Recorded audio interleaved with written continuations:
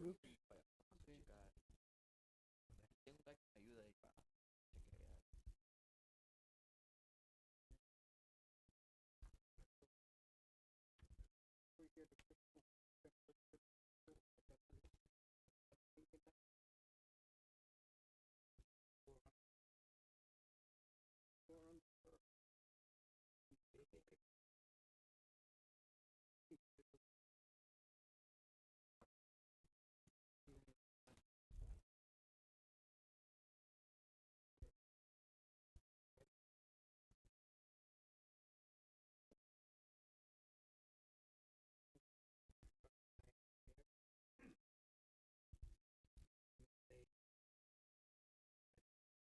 I know there's a guy there.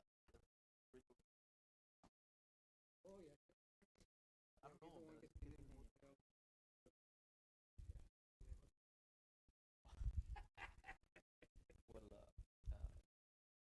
well, ¿tú tienes animales o? Ah, yeah.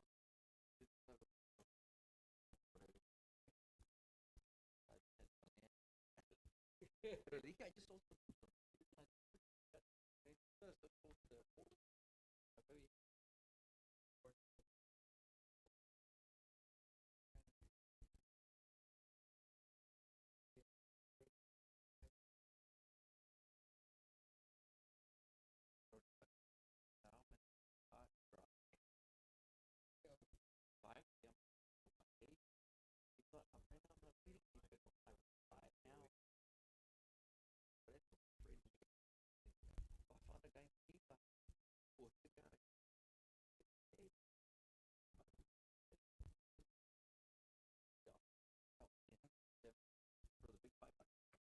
Really?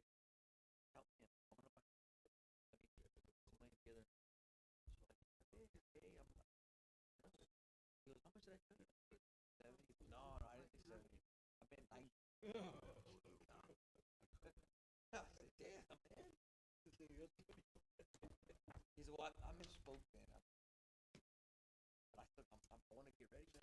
Okay. You know, I don't want to be in December, but tanto, you know. Was it paying?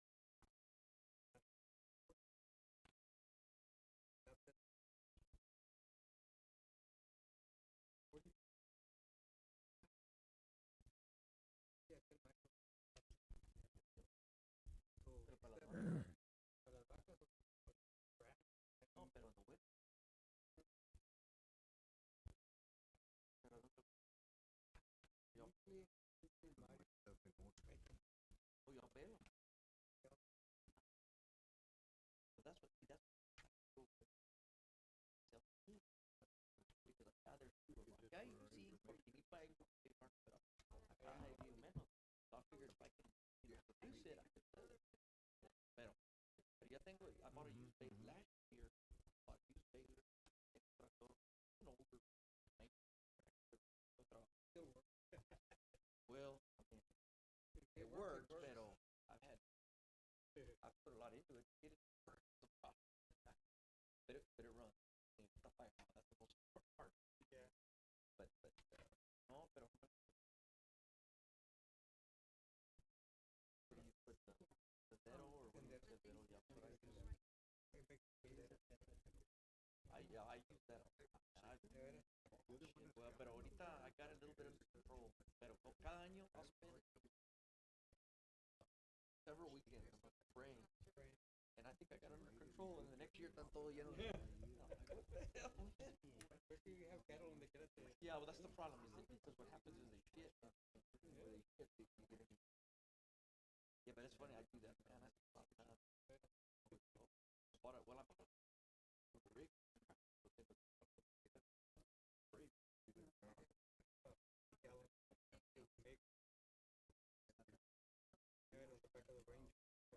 Oh yeah. But yo, it's I bought it for 500. Pero con eso, I fill it up and then I spray the whole. I spray 50 acres, but I don't use it. I'll use it for the stem. It's got a gun, but that's what I use for the. But I bought it when Brent Baylor bought the package because that's why you spray. Porque un año I just sprayed the weeds they were too busy, and so on a small little place, they're like, well, we gotta service our customers. I said, they always. So I said, I'm gonna borrow the money to buy the thing. I just wrapped it in the loan. So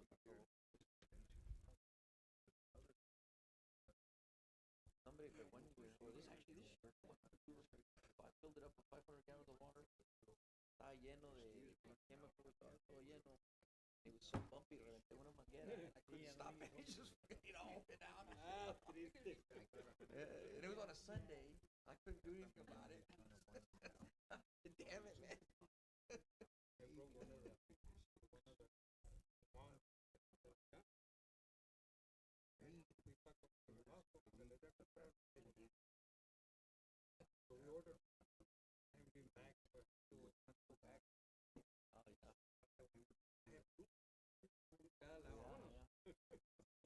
Yeah, it's very handy to have a, because when I first year I did, I was on with a little backpack. But my back hurt.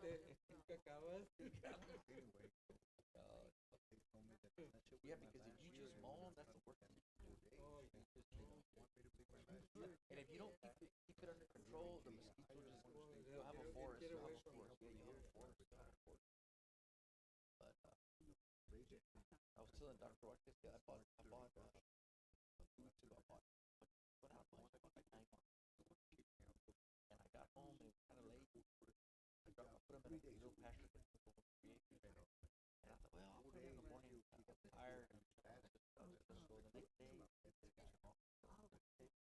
they actually killed 10 in one day. Oh man, I wanted to cry. I was telling them like they killed my sheep. I hadn't wanted to cry before in a long time. I said it was like just everywhere. Well, they're basically, I call them feral dogs. That's what it is at night. They come out. Dogs go roaming about 3 o'clock in the morning, and it's kind of a contest with them, who can play the hardest, Like teenage boys, I couldn't believe it. one at a time, they're fine. They killed 10 in one night. I mean, it took work because the sheep run, so you can imagine, they even killed I had a ram that weighed about 250 pounds. They killed him too. But didn't you tell me that if they get bit, they're going to die? They don't have a hardy, they're not hardy, they're fragile. Spanish goats are the same way. If they get bit, like on the back of the legs, that's where they get. They may survive a day or two, but they're going to die. For some reason, the dog just knows how to kill. And dogs, they think they're playing. They just bite this one, they bite that one, and they run around and chase this one. It's a game. Well, I've heard that they chase the blood, and that dog is ruined. That's what he's gonna return to kill. That's what I've heard. I got a little suggestion for you. You pin your dogs every night. Pin them securely. I'll give you some food, and we'll just put it around the perimeter of the place. And you just don't know where it came from, but it'll get rid of a bunch of them. Kill all of them. All my wife's cats are going to be dead. I was like, okay. You pin your cats and dogs up the night you're going to put it out. Yeah. And the next morning you go look at all the places where you put it and pick it up if it doesn't get taken. Before you let the cats and dogs out. Chickens, anything. Yeah. Well, but the problem with the dogs, dogs are constantly, so now what I do every night, I have a guy that works for me. He just every night his job is make sure at night he goes and puts them all in. I have a guy that helps me, because I don't have time. I get home, like tonight I'll get home 8 o'clock at night. I don't have time to go. We've got chickens, we got sheep, we got cows, a bunch of dogs, garden. I mean, hell, I got. You have to close up chickens every night anyway. Well, the chickens are already cooped up. We don't have to worry about the chickens. But the damn chickens, you don't realize how much water they drink. I mean, we have to fill up. We have a little thing every damn day. You have chickens? We love our eggs. Yeah.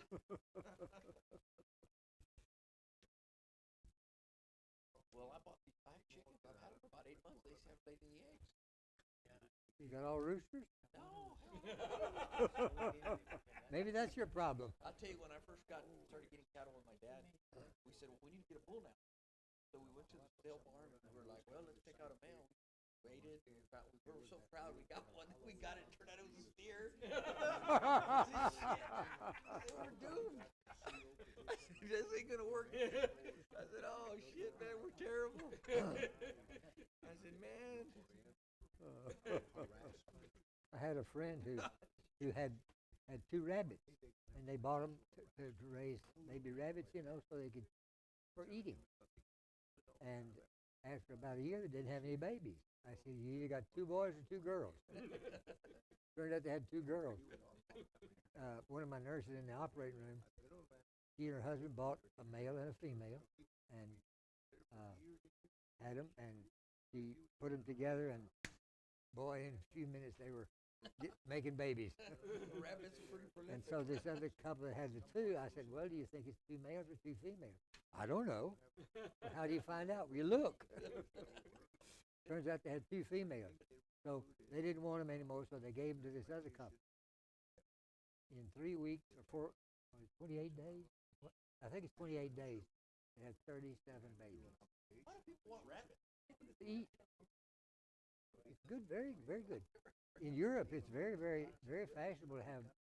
Well, you know, it's funny you say that. You know, they have, over here at the high school, they had some in Spain.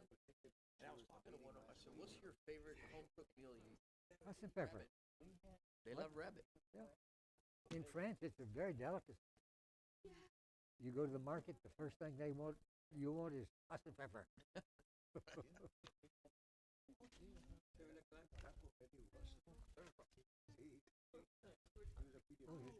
I guess it's 7 o'clock. I guess we got to call this meeting to order. I think you need to get a gavel. Before we begin the meeting, Dr. Rivera, would you lead us in a prayer? Yes, sir. Heavenly Father, we thank you for this beautiful day of life you've given us today and the blessings that you continue to give us and in our past life and those that you have in store for us in the future. But most of all, we thank you for that unconditional love you have for us. We ask you to continue to bless this institution, staff, faculty, board, and students. And we ask you to be with us here tonight to guide us as we make decisions for this institution, and that we make decisions that will help our students, our faculty and staff, and our taxpayers. We ask in Jesus Christ's name, amen. Amen. Thank you. I'd like to call the meeting to order. It's now 7:01. We'll begin by reading the minutes of the last meeting. Mr. Secretary, would you read the minutes? The Board of Trustees of Southwest Texas Junior College met in regular session May the 19th, 2022 in the Matthews Student Center, Blue Bonnet Room. Board President Dr. Harry Watkins called the meeting to order at 7 p.m. Board members present were Dr. Harry O. Watkins, President, Dr. Antonio H. Rivera, Vice President, Tony T. Moreno, Secretary, Maria Elena Lara, Victor Lopez, Anita Shackelford, and Rogelio Munoz. Also present was Dr. Hector Gonzalez, President of the college. The minutes of the April 21st, 2022 regular board meeting were read and approved as presented by Dr. Antonio Rivera. Board President Dr. Watkins welcomed guests at the meeting, which included college personnel Margot Mata, Derek Sandoval, Dr. Mark Underwood, Dr. Randa Shell, Wade Carpenter, and Ismael Martinez. Also present was Polly Lopez and Texas Representative Tracy King. Audience to patrons, none. Discussion on possible appointment of a Board of Trustee member to fill place 5 vacated by the death of Mr. Rodolfo R. Flores. A motion was made by Tony T. Moreno and seconded by Maria Elena Lara to appoint Rogelio Munoz as a board member to fill place 5. The board will call a special election for November. Motion carried unanimously. Texas Representative Tracy King administered the oath of office to SWTJC elected trustees, Rogelio Munoz. Place 5, Dr. Harry O. Watkins. Place 6, Dr. Antonio Rivera. Place 7. Motions were made on the reorganization of the Board of Trustees. A nomination was made by Tony T. Moreno and seconded by Maria Elena Lara for Dr. Harry O. Watkins to remain as president of the board. A nomination was made by Maria Elena Lara and seconded by Tony T. Moreno for Dr. Antonio H. Rivera to be appointed as the vice president of the board. A nomination was made by Victor Lopez and seconded by Maria Elena Lara for Tony T. Moreno to be appointed as the secretary of the board. All the motions were carried unanimously. Service pins were presented to Tony T. Moreno for 20 years of service and to Mrs. Shackelford for 15 years of service. President's report presented by Dr. Hector Gonzalez. A motion was made by Victor Lopez and seconded by Anita Shackelford to approve the April the 30th, 2022 financial statement as presented by Dr. Hector Gonzalez. The motion carried unanimously. A copy is attached. A motion was made by Mr. Victor Lopez and seconded by Maria Elena Lara to reject all bids on the modular building site and authorize the college president to oversee the house completion of the site. Motion carried unanimously. A copy is attached. A motion was made by Anita Shackelford and seconded by Tony T. Moreno to ratify the AEP utility easement. Motion carried unanimously. A copy is attached. A motion was made by Tony T. Moreno and seconded by Mr. Victor Lopez to approve the Hondo lease agreement. Motion carried unanimously. A copy is attached. A motion was made by Tony T. Moreno and seconded by Mr. Victor Lopez to approve the use of the Scott McKenzie gift for instructional and student success initiatives. Motion carried unanimously. A copy is attached. The board reviewed the board self-assessment report. A motion was made by Mr. Victor Lopez and seconded by Tony T. Moreno to move the June board regular meeting to Thursday, June the 30th, 2022 at 7 p.m. and to hold a budget workshop the same day at 6 p.m. The motion carried unanimously. Board President Watkins called the board into executive session at 7:54 p.m. to consider A, personnel matters relative to tenure recommendations and professor rank, Texas Government Code 551.074. B, employees terminated, resigned, retired, new hires, and transfers, Texas Code number 551.074. At 8:27 p.m., the SWTJC board reconvened in regular session. A motion was made by Maria Elena Lara and second by Victor Lopez to approve the tenure and professor rank recommendations. Motion carried unanimously. A copy is attached. With no further business or action items to discuss, Anita Shackelford made the motion to adjourn. Rogelio Munoz seconded the motion. Motion carried at 8:29 p.m. Are there any corrections or additions to the minutes? I'd like to suggest that where it's talking about the election of officers, it says appointed, it should be nominated, I think, and then they were elected unanimously. Shouldn't that be correct? Where it says Rivera was appointed vice president, nomination made Victor Lopez and seconded by Maria, Tony T. Moreno appointed as secretary. That should be nominated and then they were elected, right? Yes. Any other corrections or additions?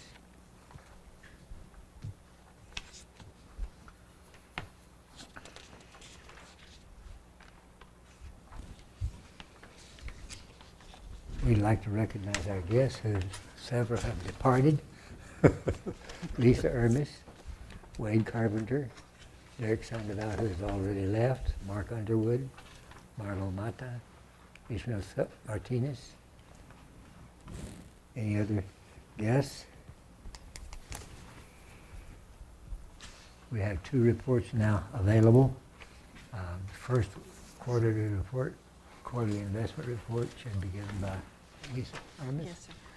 Number 5A in your packet is the quarterly investment report for the quarter ending May the 31st, 2022. Total investments, $21,752,607. This is for your information only. No action is required. Okay. Thank you. Margot Mato, would you give a summer enrollment report here?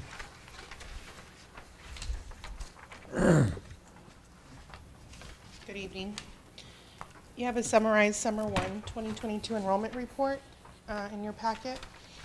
We ended slightly under where we were last Summer 1. Our final census numbers for Summer 122 are as follows, or as indicated in your summarized report. Our head count for Summer 1 2022 is 1,245, which is at a 5.8 difference, a decrease from last Summer 1.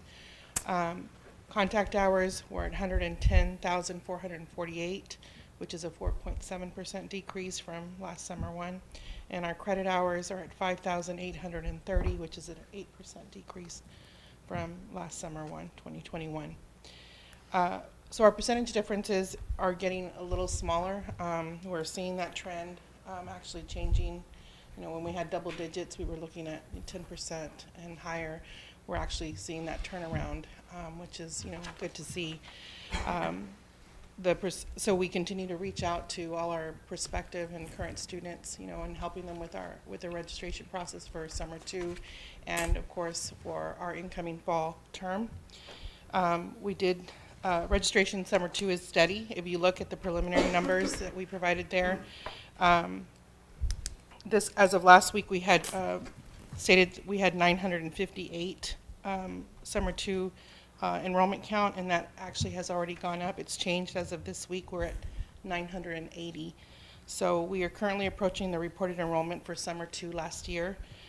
So those enrollment numbers continue to increase. We have, well, now less than about 2 weeks until the start of Summer 2, which is July 14th. So based on this trend, we're optimistic about reaching our goals for Summer 2, and then, of course, ending our year on a good note. Any questions? Do you have an explanation of why we're down? Is it basically because of the tragedy we've had in the community? I think it's a lot of different factors, but that's obviously one that's impacted us quite a bit. That and also whenever you have a superheated economy with low unemployment, it negatively impacts the enrollment in community colleges. So while we like to see the economy really growing and unemployment low, history has shown us that when unemployment's low, enrollment takes a hit on our colleges. That's been our argument with the state for years, is years such as this, the state coffers get filled up because the economy is so good, they get a lot of revenue in, and then they look at our enrollment and our enrollment suffers. So they say, well, you don't need the money, even though they have it. Fast forward, you know, this time next year we'll probably be in a recession, as all economists will tell you. The state's going to say, well, revenues are coming down and our enrollment's going to take a hit up because the employment's not full like it is now. So, if, you know, just a kid coming out of school, they're like, I can get a job right now, I don't have to go to school.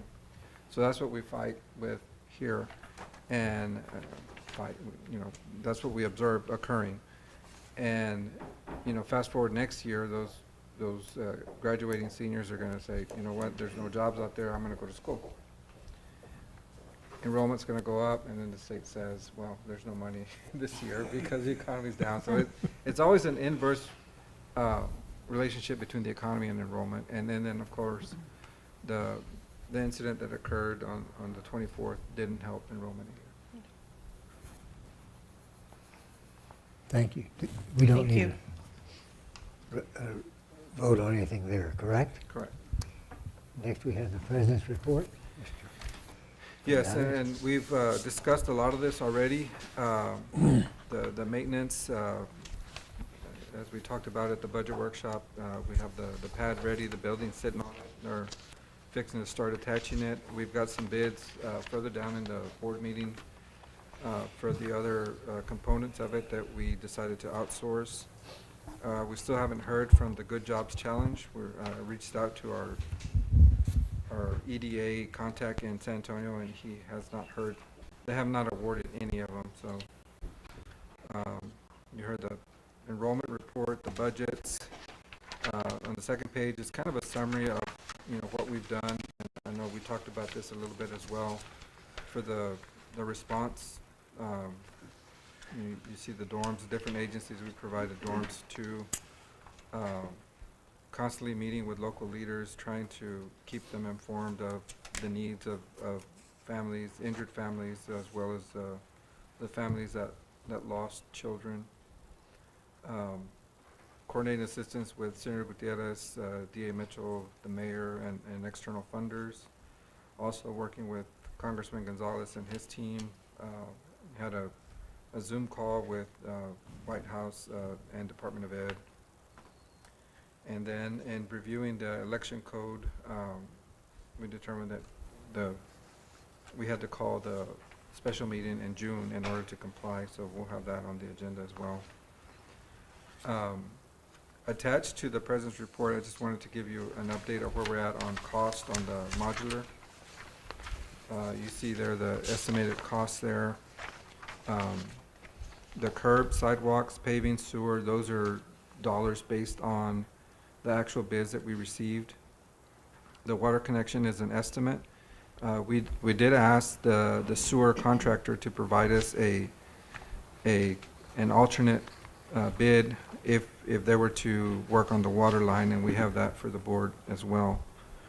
And then the following four are very generous estimates. I don't think the metal porch is going to cost us probably over $10,000, but I'm just being very generous in the budget here. Same thing with the deck and the electrical, and then we have a contingency. If all those come to fruition, we're looking at $491 versus the $824 that was the lowest bid from the general contractor. So that savings of $332 is probably going to be closer to $400, I think, before it's all said and done. You'll see the next page there. Those are some of the actual costs that we've paid. You can kind of see there, and then just the estimate at allocating, salaries. So those aren't additional costs. Those are, using our staff instead of cutting the grass or doing something else. They're working on the project. But if we allocated that to the project, that's more or less what it would be. But that kind of gives you a breakdown of what we've spent on it so far.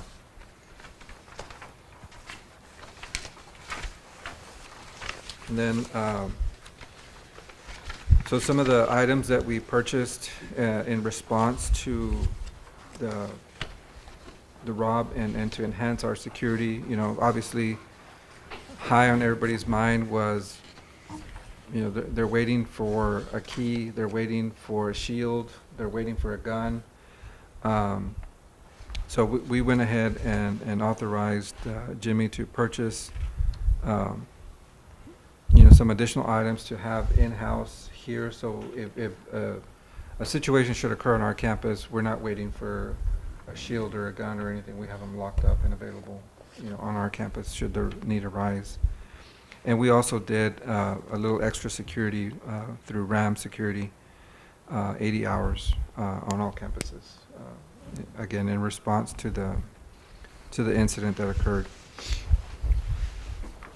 Have we considered, in addition, and I think it's wonderful that we acquired more resources, but have we thought about providing additional training for the police department here to ensure that they have the in addition to the tools, but they have the requisite training to handle the situation? Absolutely. So that was part of the charge to the department is additional training and additional collaboration with the different agencies. whatever happened or didn't happen in the response, those are things that can be addressed beforehand. So if we have 3 agencies here, right now is the time to decide who's in charge, and who takes the lead and who has jurisdiction.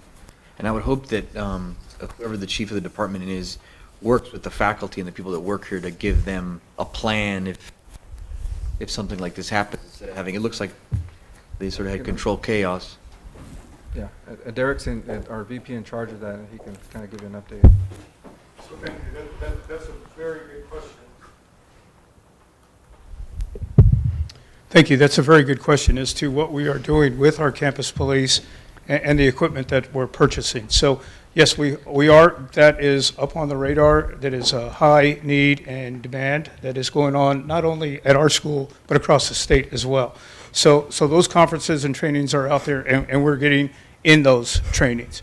As far as what we have available, we have a text messaging that we could actually send out within 5 seconds once we hit the button. So this works at all 3 campuses, all 4 campuses actually, and it goes to every faculty, every staff, and every student. It's called Safe App, and that is an app that we have. I have a mobile device, and I can activate it. The last time we had a bailout that ran through campus, we estimated it took us about 2 minutes to get it activated, and everyone knew there was going to be a lockdown on campus. So that's one method. We're also working on our telephone system, our Cisco, where if someone came into Dr. Gonzalez's office, something happened, then right across the hall, anyone has that capability to hit the star 911 button, and every phone on campus will be activated into a lockdown or whatever the scenario would be. So we are working on those means. The last project that we're working on too is called, with the smart boards, it's called Vitello. Thank you, Vitello. So Vitello is, if we are in this classroom and a faculty does not have their cell phone on them and they're not getting and receiving the text message, then Vitello will send the alert right off this device, and so everyone will have that. Some students will have their phones on, but some faculty members will not, staff will not, and every system will light up. So that's the projects that we're working on currently. And what about, it says mobile radios, are these hand-carried for the officers? So or? 2 different types, and by the way, I'm learning as well. One is on their belt and the other one is in the vehicle. And so the handhelds will be on their belts, and the other radios are in the vehicles that is communicating with other agencies as well. It just says 3 mobile radios, but it didn't say anything about the vehicle radios. Is that? Do we already have? So we are not through purchasing, and those are coming in as well. Ballistic shields, ballistic helmets are coming in as well.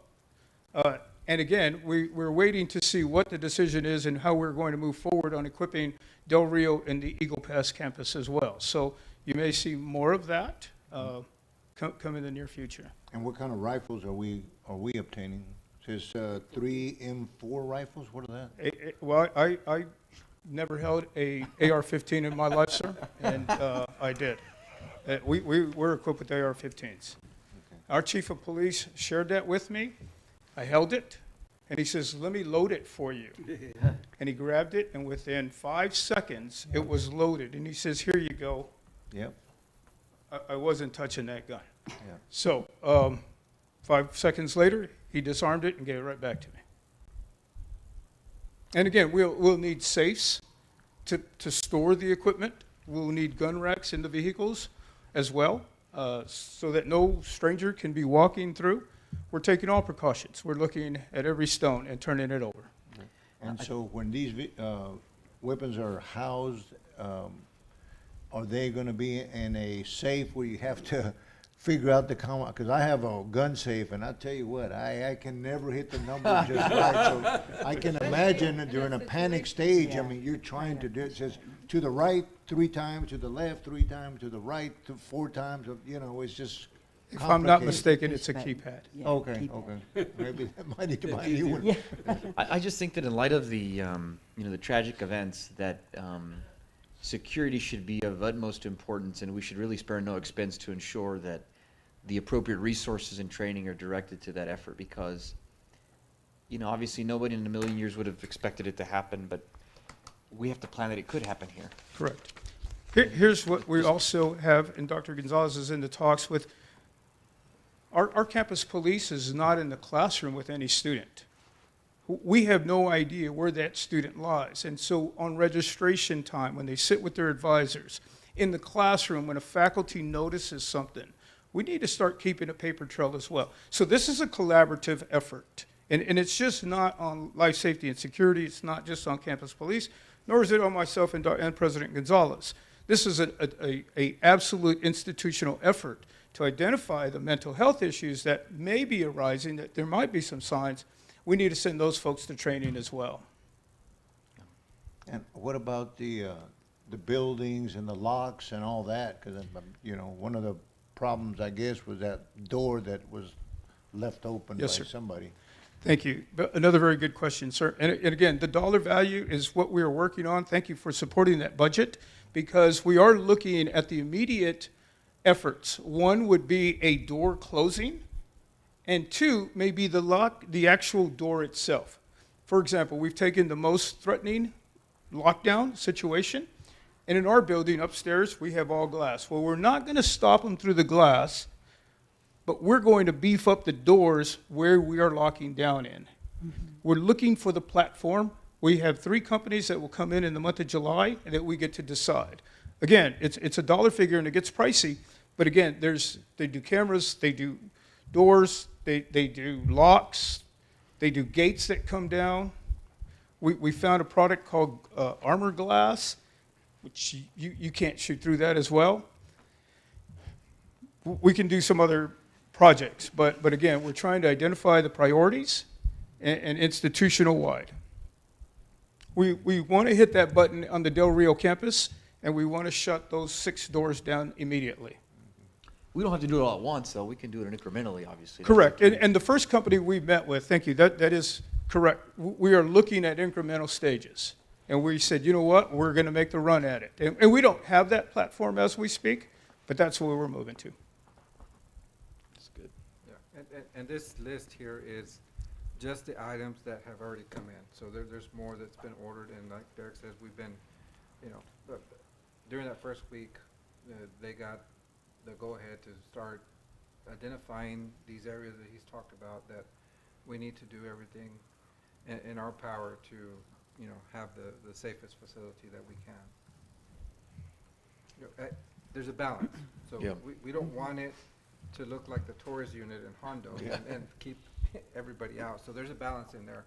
But there are certainly items that can be enhanced, improved, added, and those are the items that we're looking at. But you still want to maintain an open campus, you know. But there's a balance there, and that's what we're trying to strive for. The city of Uvalde's got all these DPS people, 40 officers here in the town. Have been here for months and months and months. Where were they while all this was going on? Good question. Where were they hiding? Good question. To me, if they had showed up, they would outrank Mr. Well, I think you're asking. I think you're asking an important question, one that's going to have to be answered. Well, where were they? Where was the city police? Those people all outrank Mr. Arredondo. And But he was the one in charge. he was in Chief of charge. I police of mean, the school if district. any one of them had showed up, then they outrank him almost immediately, don't they? Where were they? I don't disagree. When I all think this they was were going there. on. I think they were there, and they didn't go in. Yeah. And who actually went in was the Border Patrol, right? Yeah. And that's why it's important for the community to move forward for the results of the investigation of what occurred. You know, I'm put aside the blame. What occurred, what didn't I occur. don't want to blame anybody, but So we can move forward and learn from that response.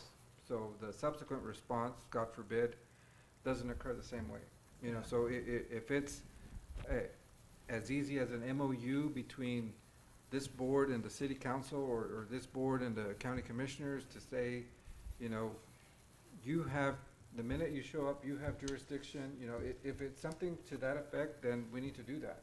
If whatever the pecking order is amongst law enforcement, that was a roadblock on May 24th, that needs to be addressed for us to move forward. And I think that's one aspect that as a community, we need to resolve, because it's critical to all of our safety. It was a failure on multiple levels Yes. by And many yet- different agencies, and the real what is really just the awful thing to say is that in the future, people will look back on this horrible event as exactly what not to do, Yes. and that's what's so awful. But they've all got their attention on one person right now, is the only guilty person. Yet there's guilt to go around for a lot of people, I don't disagree. a lot of failures, instead of just one. But they need a scapegoat, and so Pete will get it. I think that one important aspect of all of this is that, you know, that young man fell through the cracks. Sure. Nobody really picked up or didn't follow up or, you know, to what was happening, you know, and I think that is something that really needs to be looked at. He sent messages to his friends, several people. Why didn't one of them say something? Why didn't somebody say, he's gone off his rocker, let's get rid of him, Well, that's why what they just said was really important, that if people notice something or suspect something, we should encourage them to speak up about it. yeah.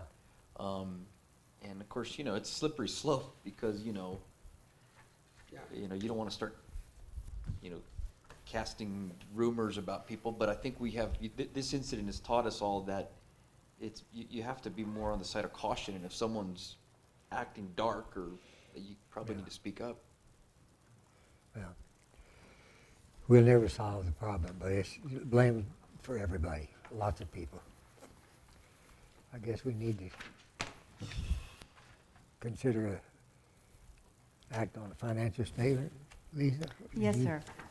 On number 7 in your packet, the statement of revenue and expenditures for the 9 months ending May the 31st, 2022. Revenue, total educational and general, $43,216,045. Student aid, $11,553,280. Auxiliary enterprises, $971,007, for a total income of $55,740,333. Down in the expenditures category, total educational and general, $35,249,089. Student aid, $15,628,773. Auxiliary enterprises, $1,223,944, for a total operating expenditure before debt service of $52,101,807, for a excess revenue for the 9 months of $1,805,568. And the next few pages, pages 2 through 11, are all the details that are supporting these numbers. I'll give you a few minutes to look through.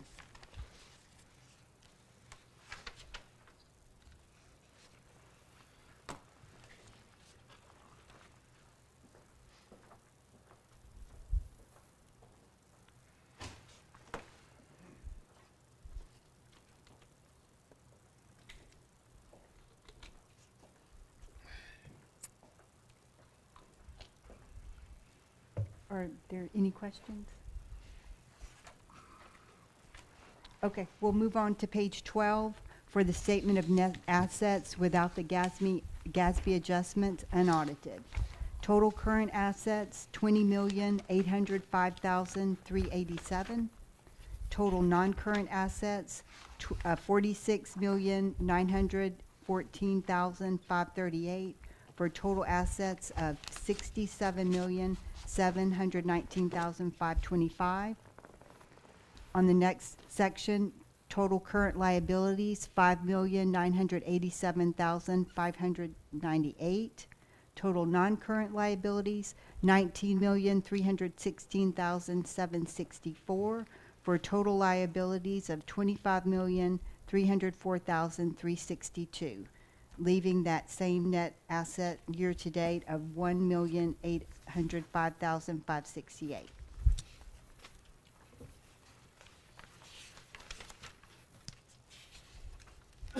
Page 13 is the summary of the account balances, and those are going to be from pages 3 through 15. On 15, you'll see the total cash in bank, $6,925,918. Certificates of deposit, $14,350,000, for a total balance of $21,275,918. Beginning on page 16 are all the investments in the CDs, and they go from 16 through 18. For a total of restricted CDs, $8,850,000, unrestricted $5,500,000, for a total CD amount of $14,350,000. And on page 19 are the maturities and the renewals for the month. Interest rates are going up a little bit. Yes, sir. In fact, I have them here. Are Quite a bit. quite a bit. We have some of them in 2% We just got the new ones from First State Bank. We get a 26-week T-bill plus 0.05 for 1 year, and that's 2.44, which is really good. Page 20 for the scholarships. The total is $985,606. And page 21, the investments. Miller, $252,328. Plant funds, $165,798.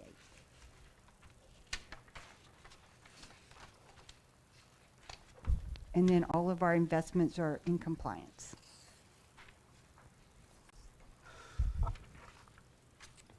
We need a motion to approve. Go ahead and the- make a motion, we approve the financial statement as presented.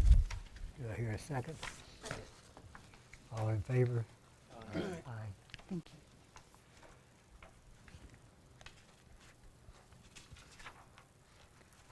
Next in line is to consider an act on the 22-23 operating budget.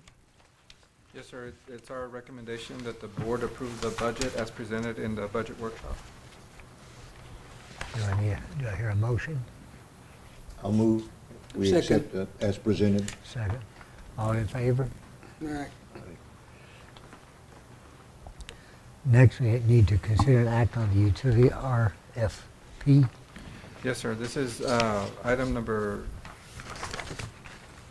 9, 10, and 11. It's item 9. There's one memo that covers all of them there, but we can take them one at a time.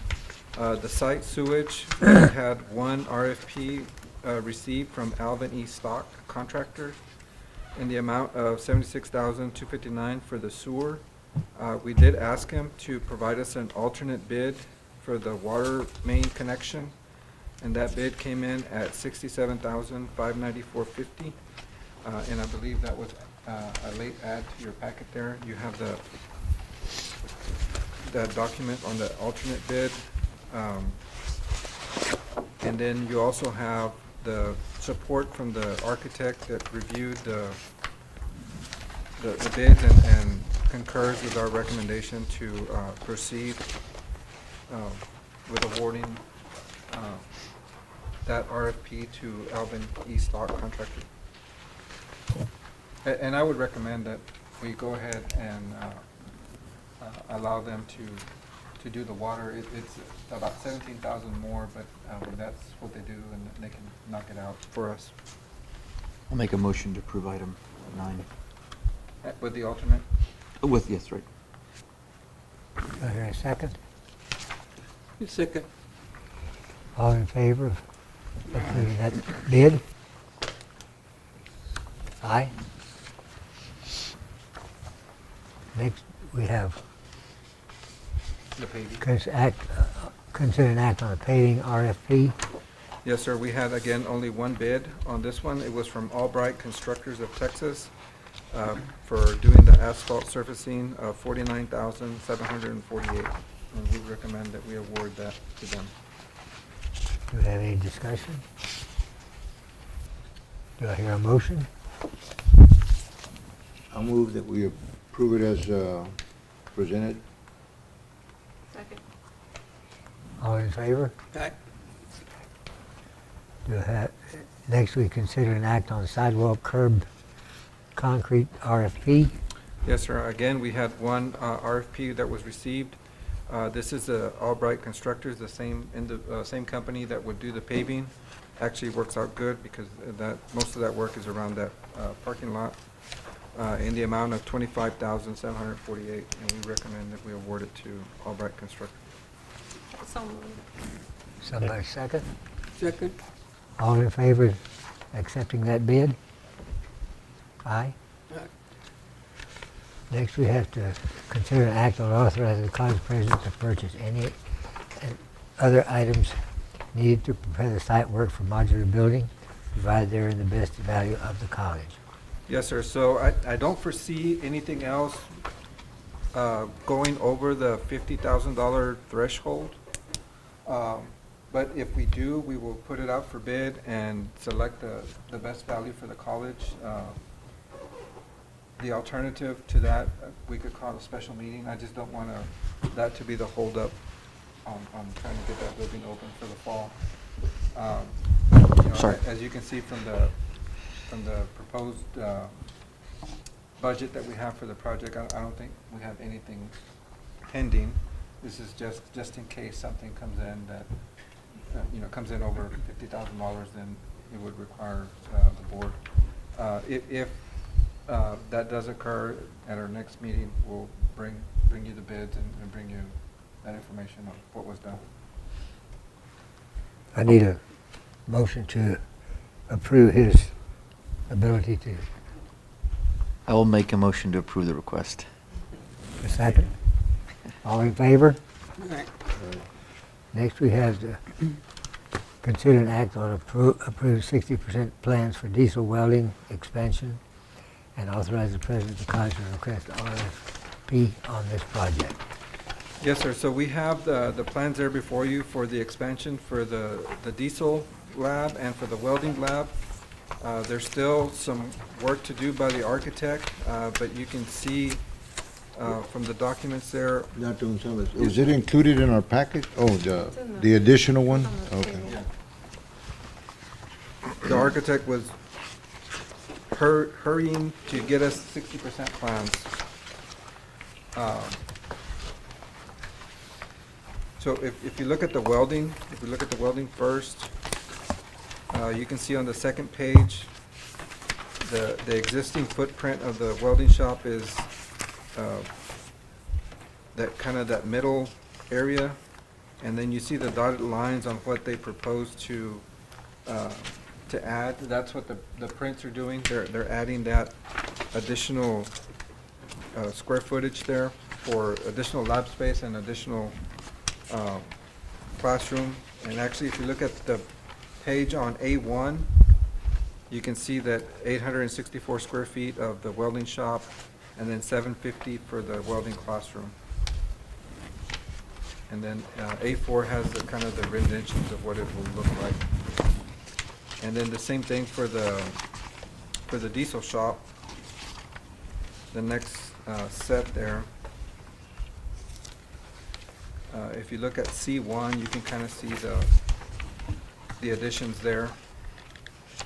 1,840 square feet addition to the existing shop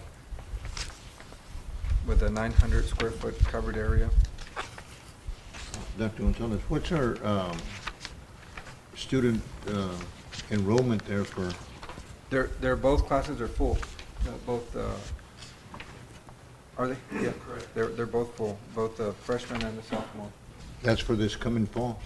The one we just finished. So now we have enrollment going for the fall.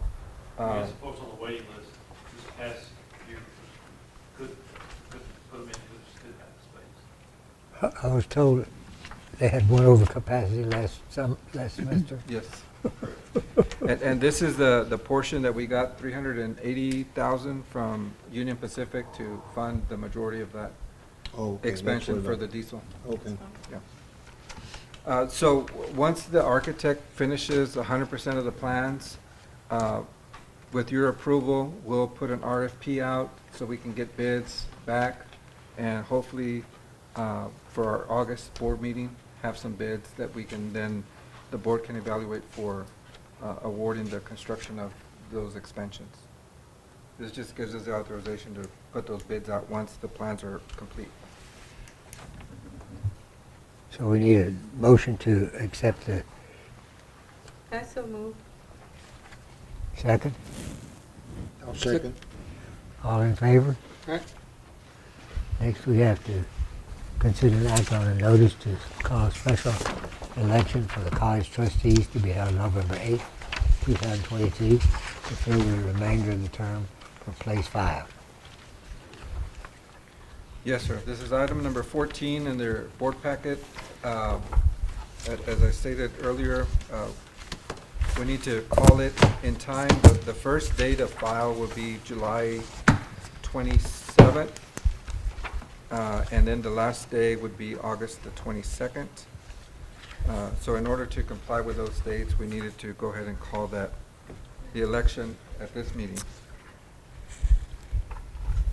So the applicant to file for this would stop on August the 22nd? Yes, and it would open on the 27th of July. Okay. And then, if we approve that, we need a motion to,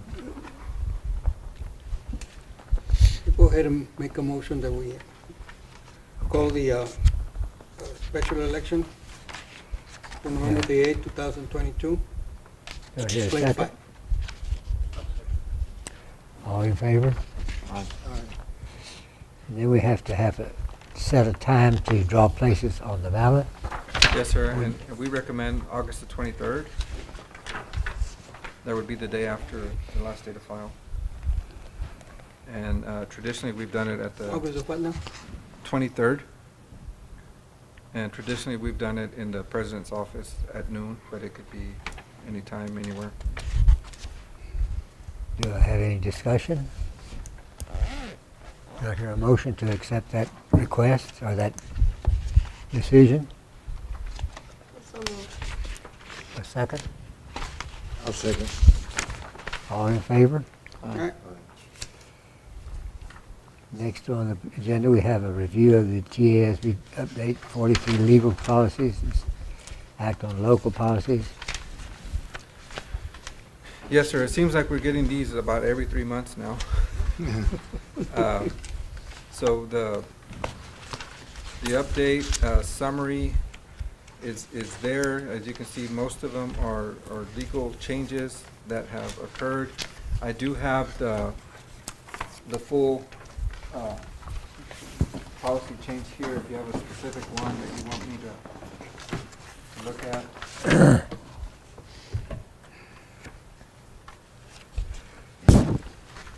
These are mandatory changes, correct? Yeah, so the ones that are legal, it's for the board's information only because we have no choice. That's the law that we have to comply with. The local is, they recommend a change based on the change that the law is on the legal side. A lot of this has been, they added a section on employee search and seizures. So a lot of these changes, they assigned them a different code. So they're being all consolidated into DHA, legal and local. So because they moved that there, then it had to move what was in DH local to other sections. That's a big chunk of it. But the last section, it says explanatory notes. That's kind of the summary that you can kind of get a sense of what that code is. And just for your information, all these legal and local, there's below local, there's exhibits. They're all available on our website. So you can go in and there's a, if you hit the top tab under faculty and staff, the first bars that come up, it'll have college policy. That's where all these are located.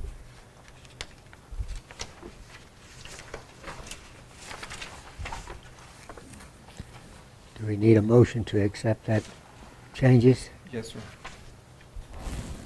I'll move that we accept them as presented. A second? Second? All in favor?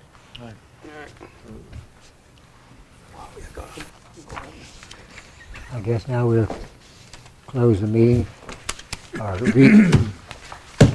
suspend the meeting to convene in closed session in accordance with Open Meetings Act, Texas Government Code 551.074, to consider employees terminated, resigned, retired, new hires, transfers, according to Texas Government Code 551.074.